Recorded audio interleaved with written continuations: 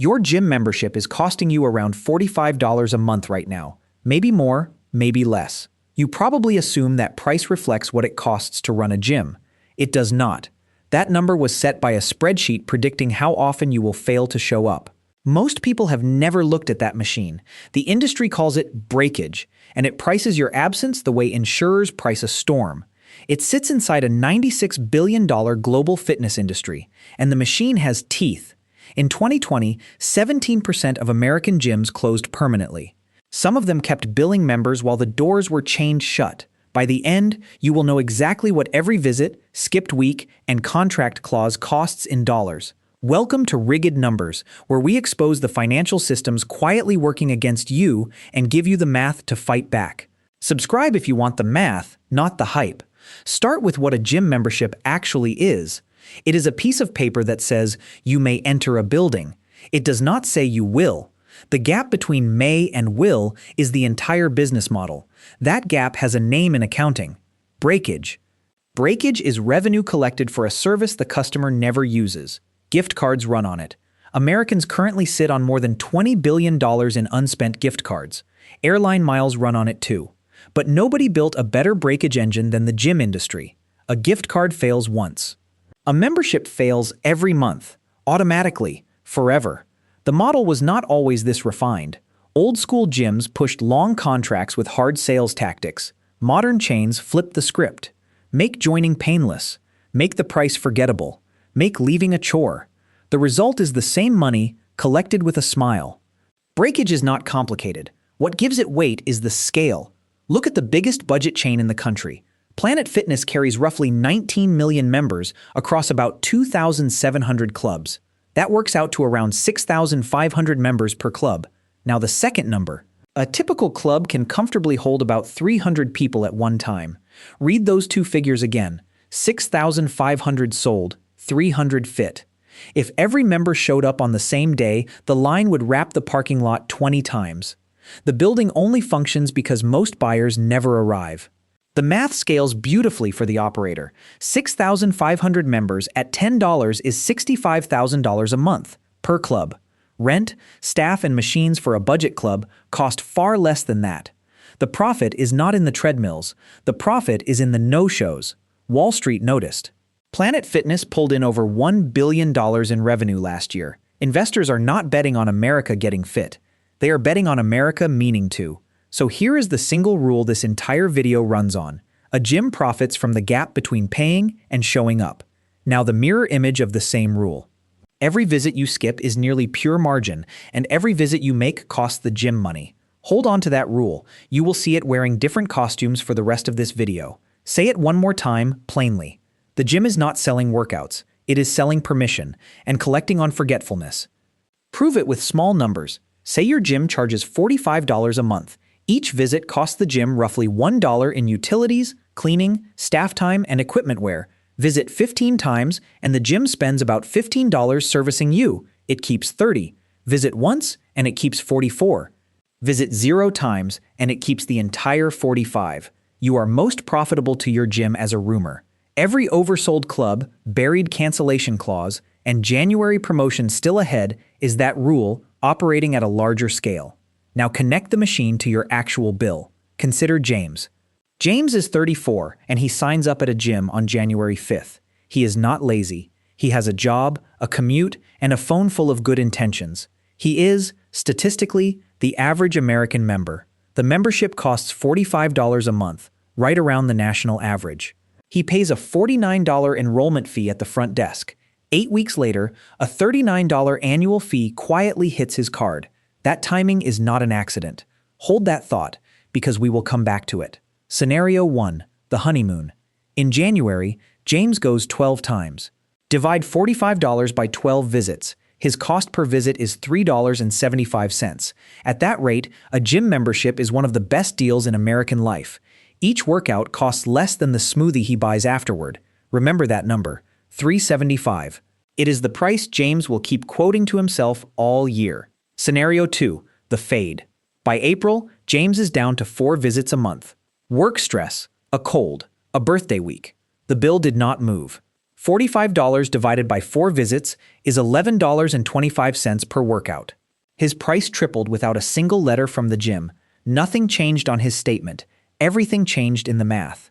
Scenario 3. The Ghost. After June, James stops going entirely. He does not cancel. Canceling feels like admitting the whole thing failed. Economists call this sunk cost thinking. He keeps paying because he has already paid so much. In plain English, he pays more tomorrow to justify yesterday. The gym counts on it. He tells himself he will restart next month. Next month becomes 14 months. His bank app shows the charge every 4 weeks. He scrolls past it. $45 has become furniture. Surveys of lapsed members show cancellation often lags the last visit by a year or more. Hope is doing the billing. 14 months at $45 is $630 for 0 workouts. $630 is a round-trip flight to Europe, spent on a door he never opened. Now total the full cycle honestly. James stayed a member for 20 months. 20 months of dues comes to $900. Add the $49 enrollment fee. Add 2 annual fees, $78 total. The complete bill is $1,027. His actual attendance across those 20 months was 35 workouts. 1,027 divided by 35 is about $29 per visit. James believed he was buying fitness at $375 a session. He actually paid private studio prices to mostly stay home. And here is the decade view. Lapsed members rarely learn, they re-enroll. James repeats this exact cycle 3 times across 10 years. New January, new enrollment fee, same fade. 3 cycles cost $3,081 for 105 total workouts. The gym handed James a $3,000 bill without ever sending him an invoice. Now for the advice everyone gets. Commit to the long-term contract. The annual plan is cheaper per month. Locking yourself in keeps you accountable. That is the safe, sensible, conventional wisdom. Your parents said it. Fitness influencers still say it, so run the contract math yourself. A typical annual deal drops the price to $35 a month, prepaid. That is $420 up front, against $540 for 12 monthly payments. The brochure calls that $120 in savings. But the average new member fades by month 5. Quit in month 5 on monthly billing, and you spent $225. The prepaid deal already took $420. The discount only wins if you last the year. The gym's own data says most people will not. And in 2020, that safety failed in public. Lockdown orders closed the gyms. The contracts stayed open. Town Sports, the parent company of New York sports clubs, kept charging locked-in members while its clubs were shut. The New York Attorney General had to intervene to force refunds. Town Sports filed for bankruptcy that September. 24-Hour Fitness filed that June and closed more than 130 locations. Members holding prepaid annual deals became unsecured creditors, standing in a bankruptcy line behind the banks. Their commitment discount was a fishhook. The cheaper the bait, the deeper the barb. This was not even the first time. Bally Total Fitness sold Americans 3-year contracts for decades. It went bankrupt twice, in 2007 and again in 2008. The lesson repeats because the structure repeats. A long contract does not bind the gym to you, it binds you to the gym. Zoom out for a second, because the scale here is genuinely strange. Americans hold roughly 64 million gym memberships. Study after study finds about 2/3 go essentially unused. That is over 40 million idle memberships. More idle memberships than there are people in the entire state of Texas. Not a gym in Texas. The whole state paying monthly to stay home. Now run the aggregate. Call it 40 million idle memberships at $45 a month. That is $1.8 billion a month collected against empty visits. More than $20 billion a year paid to buildings people do not enter. So what separates the people who win at this from the people who fund it? One number: cost per visit. Your total monthly gym charges divided by your actual visits that month. Meet Carlos. Carlos pays the same $45 James paid, at the same kind of gym, but Carlos checks one number on the first of every month. 12 visits last month means $375 per workout. 9 visits means $5. His personal rule is simple. If cost per visit climbs above $15 for 2 straight months, he cancels or downgrades immediately. No shame, no story, just arithmetic. Carlos did not read a finance book. He reads one bank statement a month. He treats the gym like a subscription, not an identity. Over a decade, Carlos never pays more than $5 per workout. Same gym, same sticker price. One number, checked 12 times a year, worth thousands of dollars. James saw a poster. Carlos saw a price per use. That single reframe is the entire difference between them. So, how does the machine stay ahead of you? 4 signals, all running on the rule from the beginning. Signal 1, deliberate overselling. Gyms sell against predicted attendance, never against capacity. Budget chains routinely sell 15 to 20 memberships for every usable spot on the floor. Compare that to airlines. Airlines oversell seats by a few percent, and it makes national headlines. Gyms oversell by 2,000%, and it makes quarterly earnings. The overselling is legal, disclosed, and printed in annual reports. Nobody hides it. Almost nobody reads it. It is the same gap between paying and showing up. Sold 20 times over. Signal 2, the price is a filter. A $10 membership is not designed to attract athletes.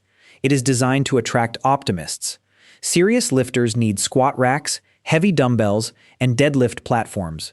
Many budget clubs quietly leave that equipment out on purpose. One national chain even installed an alarm that scolds anyone lifting too loudly. That is not a gym repelling customers. That is a filter selecting them. The low price finds the exact customer least likely to show up twice a week. The free pizza nights and bagel mornings are not a joke either. They are retention tools aimed at people who want to belong to a gym, not attend one. The marketing sells identity. The spreadsheet collects dues. Signal 3, exit friction. Joining takes 90 seconds on your phone. Leaving often requires an in-person visit or a certified letter. Some contracts demand written cancellation, mailed to a specific address, 30 days in advance.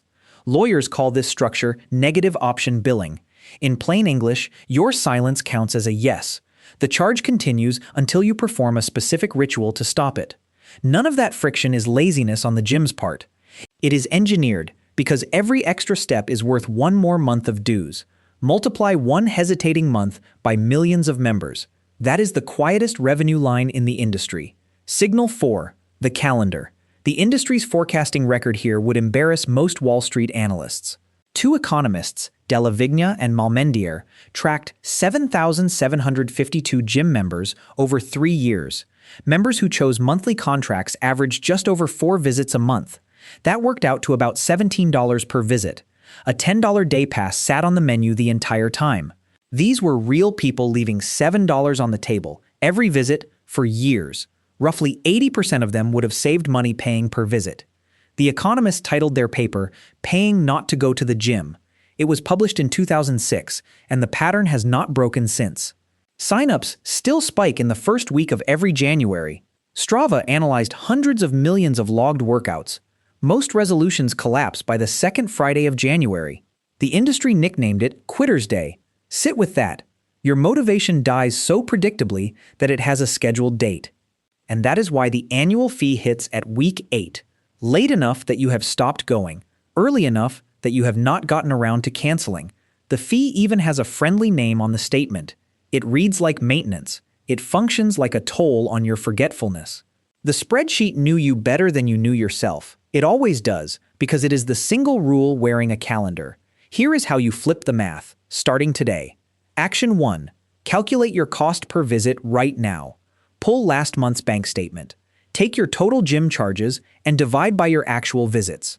Under $10, you are winning. Keep going. Over $15 for 2 straight months? Change something this week. This one division problem is the entire defense. Write the answer somewhere you will see it. A number on the fridge beats a promise in your head. Action 2. Never pay the enrollment fee. Enrollment fees are waived constantly because sales staff have monthly quotas. Ask directly or join in the first week of a month or wait for the next promotion. That is $49 recovered with one sentence. Action 3. Match the plan to your real attendance, not your imagined one. City recreation centers average around $25 a month for full facilities. Many employers and insurers reimburse $20 to $50 per month for fitness. A $25 reimbursement covers an entire rec center membership. Free fitness exists, hidden in your benefits paperwork. Check that portal today, and if you go fewer than 5 times a month, day passes or class packs beat any membership. Action 4. Cancel in writing, follow the contract's exact method, and keep proof. If your contract demands certified mail, spend the $5 and save the receipt. One $5 letter beats 14 months of ghost dues. $630, defended by one trip to the post office. Now return to James. His default decade cost $3,081 for 105 workouts, about $29 each. Run the smart version of the same decade. Smart James joins the City Rec Center at $25 a month with no enrollment fee. He pays only during the months he actually trains, 6 months per cycle.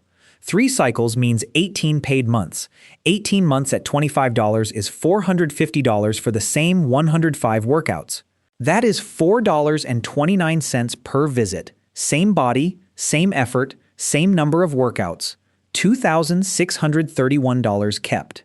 He simply stopped paying for the version of himself that never showed up.